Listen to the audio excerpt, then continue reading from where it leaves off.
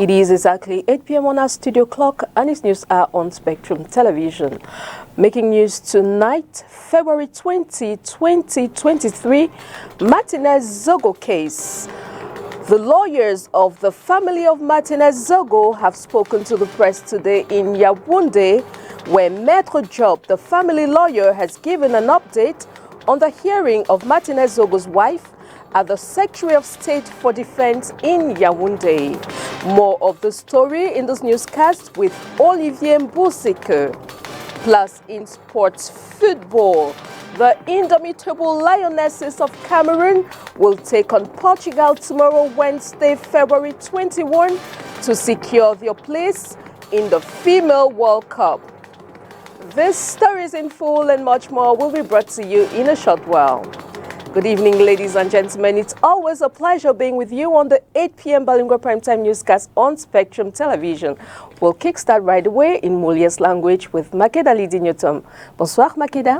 Bonsoir Christelle Assec, vous l'annonciez en titre. Nous ouvrons ce journal bilingue par l'actualité autour de l'affaire Martinez Zogo. Les avocats de la famille de l'homme des médias assassiné s'expriment face à la presse ce jour à Yaoundé. Maître Calvin Job a fait le point de l'audition de l'épouse de Martinez Zogo ce jour au niveau du CED. Il faut signaler que depuis l'assassinat du chef de chaîne d'Amplitude FM, la famille est plongée dans l'insécurité, dénonce Maître Job. Nous vous proposons d'écouter un extrait de sa sortie ce jour, capté par Olivier Mbousseke. Alors, il faut savoir que Madame, la veuve de Martinez Zogo, a fait l'objet d'agressions ces dernières semaines.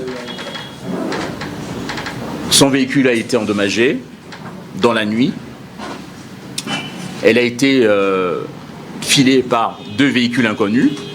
Nous nous sommes rapprochés du secrétariat d'État à la Défense et de la DGSN par courrier, leur demandant de nous indiquer si les filatures dont elle faisait l'objet correspondaient à une mesure prise par les institutions pour assurer sa sécurité. Nous n'avons pas eu de réponse. Aujourd'hui, devant la commission, elle a réitéré ce besoin de sécurité, parce que non seulement elle, mais tous ceux qui vivent dans son domicile ne sont pas en sécurité à ce jour. Il nous a été dit que les instructions seront prises pour pallier à ce manquement. Nous attendons, bien évidemment, le résultat, ou du moins ce qui sera mis en œuvre dans ce sens-là. Concernant, je voulais aussi aller sur la perception de la famille, ce que la famille pense ou vit, comment la famille vit la procédure actuelle. Vous savez, les affaires criminelles expriment souvent un drame humain. Et les drames humains ne sont pas simples. Il peut y avoir des déchirements dans les familles, il peut y avoir des incompréhensions. Donc la famille suit effectivement l'affaire au gré de vos écritures, de vos enquêtes, de vos documentaires. Nous n'avons pas accès au dossier à ce stade. Nous n'avons pas accès aux éléments du dossier. Donc quelque part, on se nourrit aussi de ce que vous dites.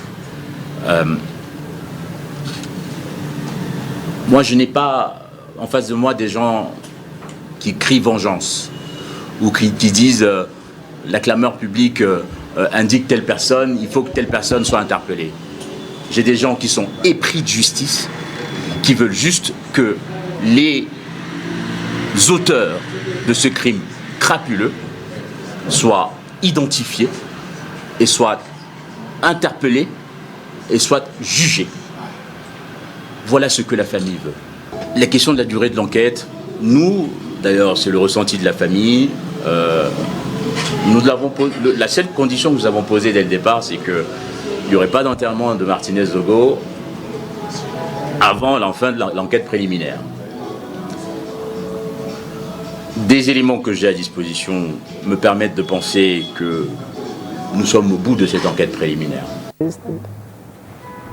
And still in line with justice, Overcoming barriers and unleashing opportunities for social justice is the theme for this year's World Social Justice Day. O'Neil Ladonet spoke with a human rights activist who throws more light on the obstacles of social justice in Cameroon. She reports. The presence of political influence on the justice system in Cameroon makes it discriminatory towards the masses. The justice system of Cameroon is not fair to all. It has never been fair to all. In this very republic, we have those who have been termed the citizens of the Upper Republic and those who have been termed the citizens of the Lower Republic. Arbitrary arrest, threats, and sometimes murder are slowly taking the center stage. What explains the fact that a woman like Consoir Antoinette, who was released some days ago, had to spend 16 months in prison simply because she was accused of ever being a girlfriend to the dreaded General Nopiti. We are still in a country where the rich people who have their money can easily buy their way and manipulate the justice. We have seen innocent people languishing in jail in this country simply because they did not have somebody to stand for them. And for a crime they never committed.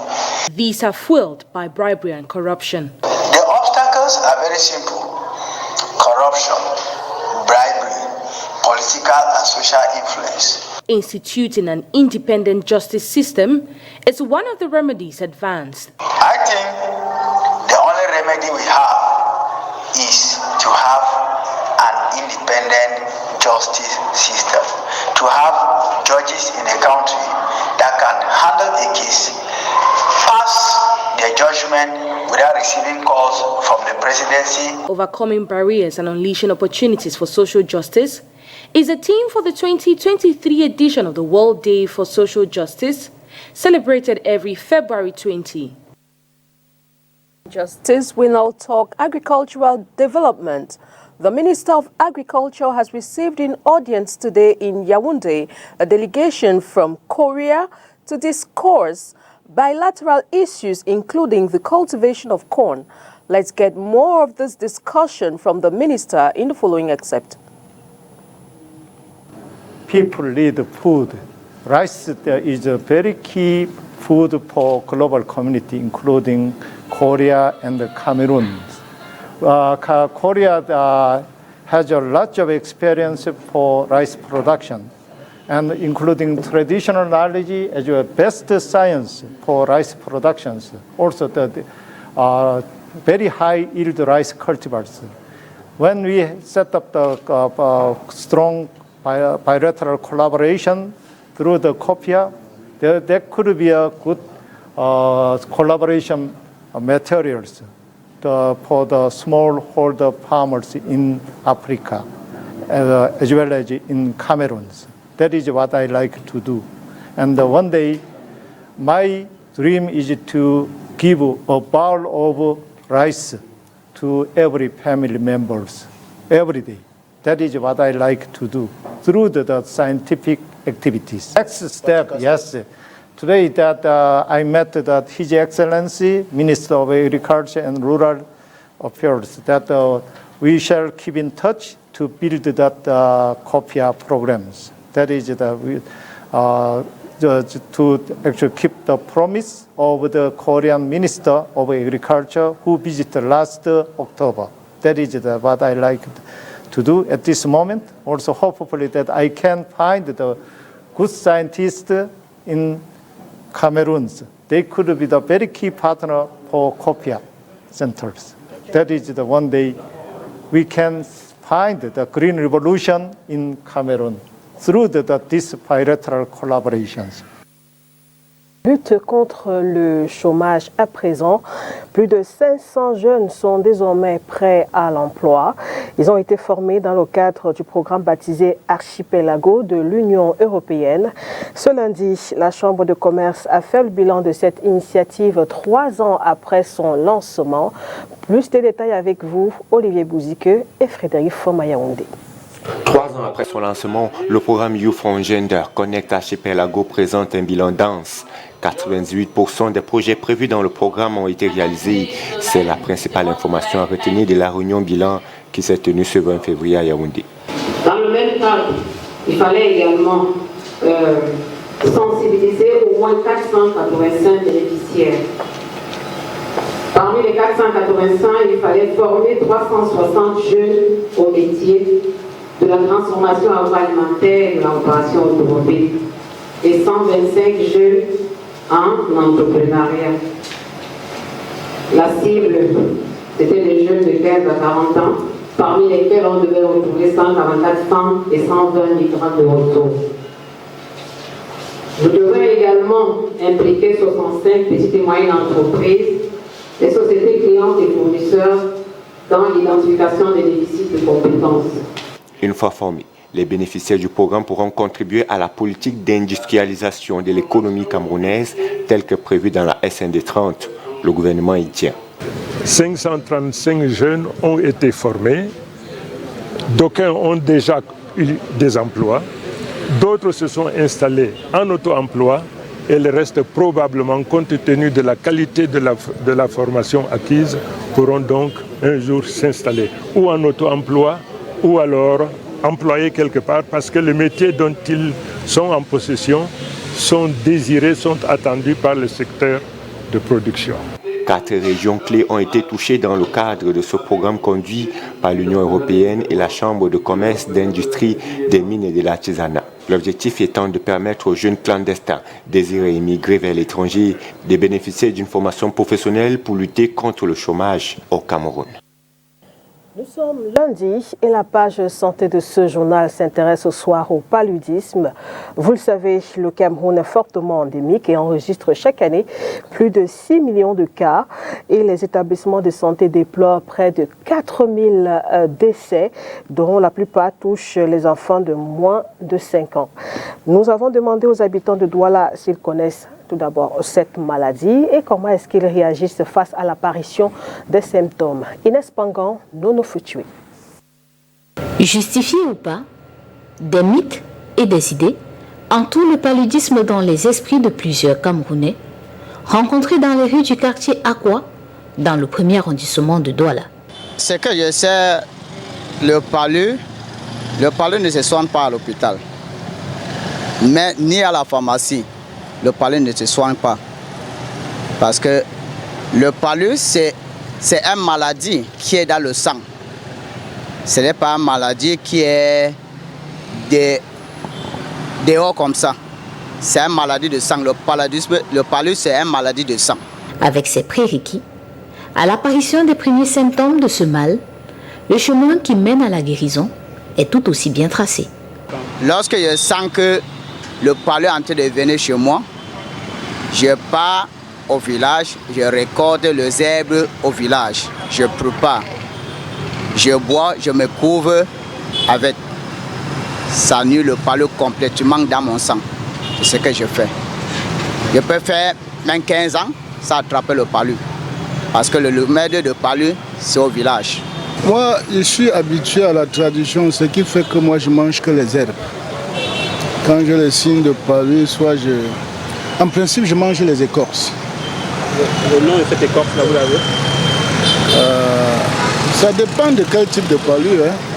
Parce que très souvent, on nous avait formé de chercher les feuilles de papayer, la peau du manguier, tout ça, beaucoup de mélanges. Ouais, je chauffe ça et puis je me couvre avec, puis je bois une bonne quantité. Et puis je suis soulagé. Je fais donc un saut à Ngololo, là où on a les remèdes indigènes, chez les femmes qui vendent au carrefour, là, les remèdes indigènes. Je prends 1 litre par jour, en 10 jours. Ça te fait 10 litres. Et parfois je suis soulagé.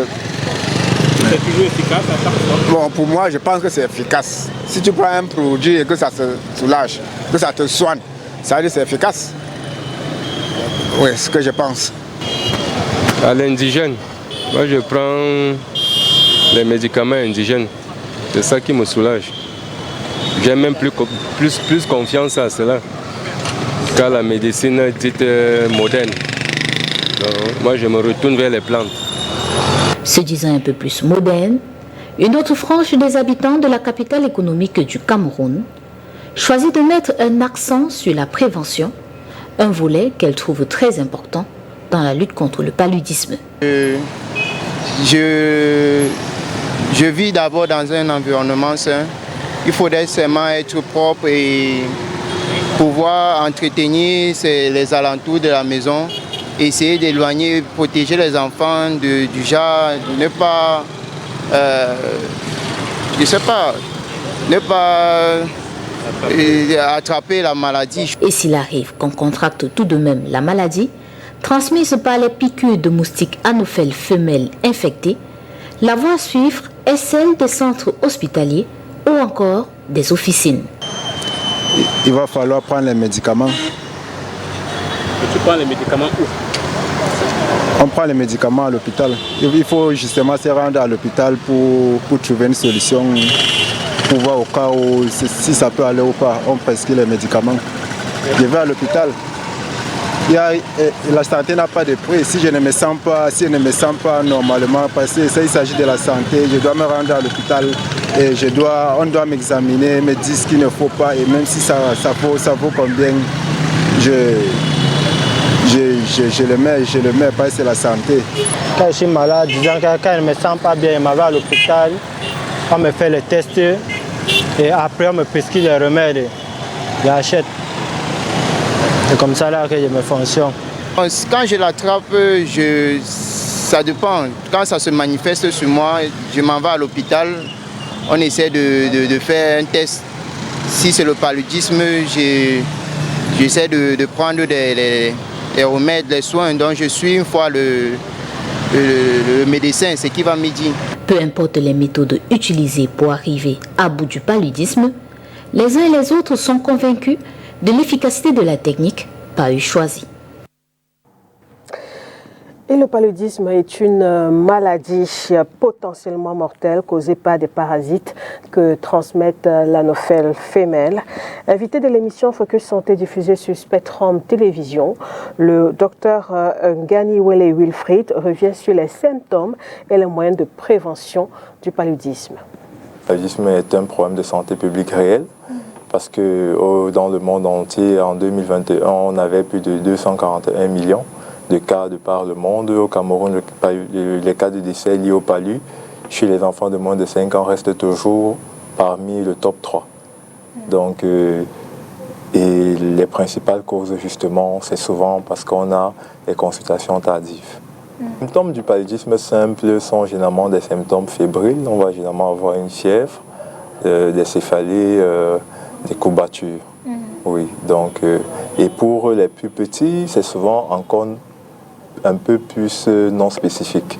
On peut avoir des nourrissons qui vont se présenter avec la diarrhée, les vomissements. Donc, chez un nourrisson, tout symptôme peut prêter à investiguer sur le paludisme. Vraiment important que nous apprenions à dormir sous des moustiquaires imprégnés. Beaucoup de gens vont se plaindre que non, ça chauffe et autres, mais le paludisme grave chauffe encore plus. Deuxièmement, c'est que dans la majorité de nos ménages, nous avons des gens qui conservent souvent de l'eau dans des récipients et laissent ces récipients ouverts. Et ce sont ces récipients ouverts-là qui servent de moyens de reproduction, d'habitat pour les moustiques. Parce que contrairement à ce qu'on pense, les moustiques ne résident pas seulement dans des eaux sales, mais aussi même dans les eaux propres qui sont dans nos cuisines et dans nos espaces où on réserve généralement de l'eau. Donc, quand il y a des points de réserve d'eau, faire les efforts d'avoir des récipients avec couvercle dans les maisons. Et aussi à consulter une formation sanitaire le plus rapidement possible quand on sent qu'on a des symptômes. Avant la page internationale de ce journal, cette information qui vient de nous parvenir, toujours en rapport avec l'actualité autour de l'affaire Martinez-Zogo. Après 4 heures d'interrogatoire, le journaliste Xavier Messé vient d'être autorisé à rentrer chez lui. Mais un autre rendez-vous est pris demain en mi-journée, d'après nos sources. Affaire donc à suivre.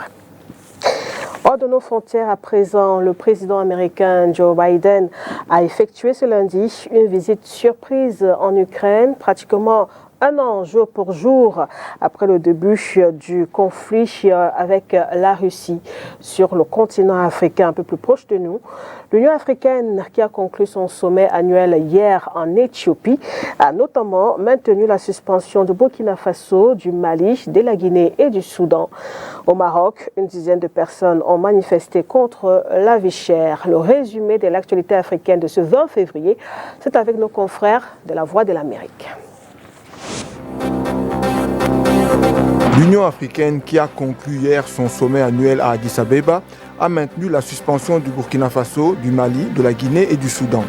Les dirigeants africains ont également annoncé l'objectif d'accélérer la mise en place de la zone de libre-échange continentale qui doit réunir 1,3 milliard de personnes.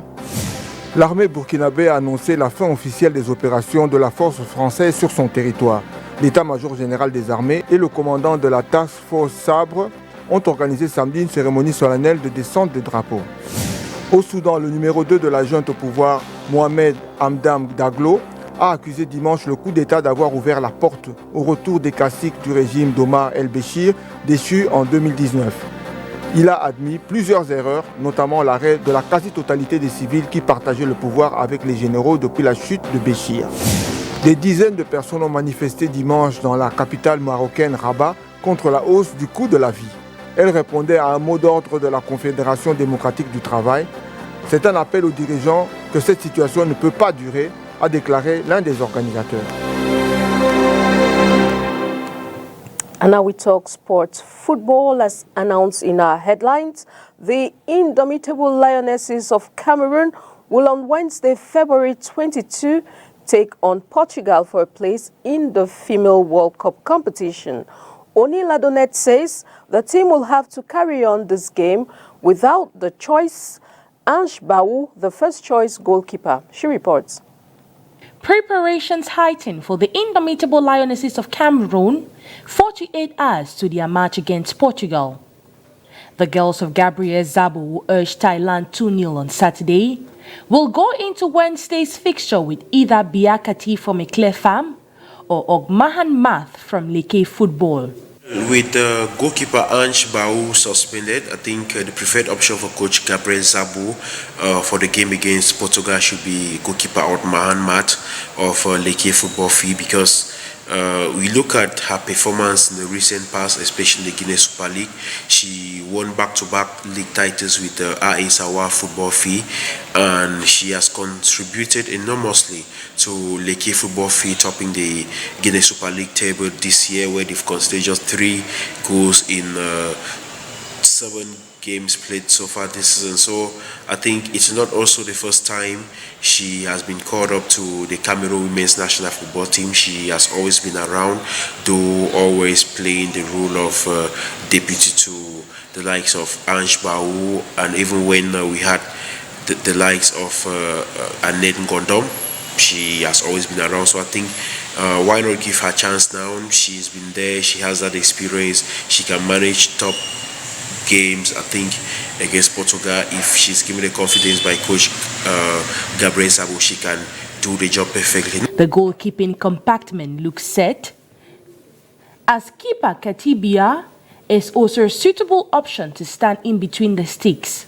Not taking anything away from the young keeper in Katibia, she has a promising future ahead of her.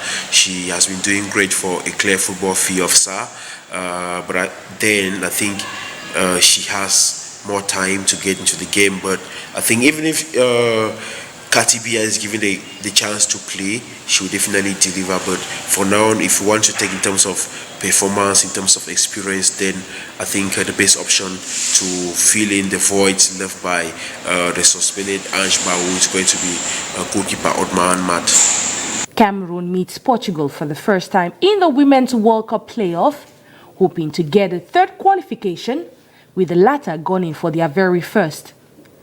Portugal won 5-0 against New Zealand on Friday, sending a strong warning to Cameroon. The winner at Hamilton joins United States, Vietnam and Netherlands in Group E. Football toujours, Bamboutos de Bouddha et UMS de Loum respectivement leaders des groupes B et A. La 13e journée de la MTN Elite One a rendu son verdict. Démarré samedi 18 février, les dernières rencontres se disputent ce lundi 20 février. Le résumé de cette journée avec vous, Oriane Donquin. Bamboutos de Bouddha, tout feu tout flamme, a renoué avec les victoires. Après 6 journées de régime sec, c'est devant son public de Bouddha que les Mangwa Boys ont battu Yafoot sur la plus petite des marques, 1-0. Les Bleus et Blancs confortent ainsi leur position de leader dans la poule B avec 23 points, très loin devant Fovu de Baham, deuxième, 18 points. Le troisième de ce groupe B, Union de Douala, s'est arrogé un point après son match nul face à Young Sport de Bamenda. Dans le même groupe, les Astres FC de Douala ont ébloui Gazelle FC de Garoua sur ses propres installations. Score de la partie, 1-0. En match avancé de cette 13e journée au stade de Bamendi à Bafoussam, Edin Sport de la Léquier venu à bout de Coton Sport de Garoua, 1-0. Cette journée aura été plus riche en buts dans le groupe A. Canon de Yaoundé, Avion Académie 2-0. PWD de Bamenda 1, Colombe du Sud 0. Le Rapace de la Menois partage le point avec UMS de Loum, 1 but partout, pendant que Stade Renard de Mélon renverse Renaissance de Ngoumou, 1-0. Au classement du groupe A, UMS de Loum est leader avec 21 points, suivi de près par Canon et Coton Sport, qui ont respectivement 20 points, avec un avantage pour Canon de Yaoundé. Tout à fait plus complet sur cette journée. Il faut rappeler que 2 matchs en retard se disputaient ce lundi. APGS Académique a été battu par Fauve Azur 2-3. Et puis Dragon de Yaoundé a également tombé sur ses propres installations face à Fauvu Club de Baham. 1-2. C'était l'essentiel du journal de ce 20 février 2023. Mesdames, Messieurs, merci de l'avoir suivi. Au revoir. Au revoir, Christelle Asek-Souele. Au revoir, Makeda Lydie Newton. Thanks to our viewers. It was a pleasure being in your company. Have a pleasant weekend, a pleasant evening in company of programs on Spectrum Television. Good night.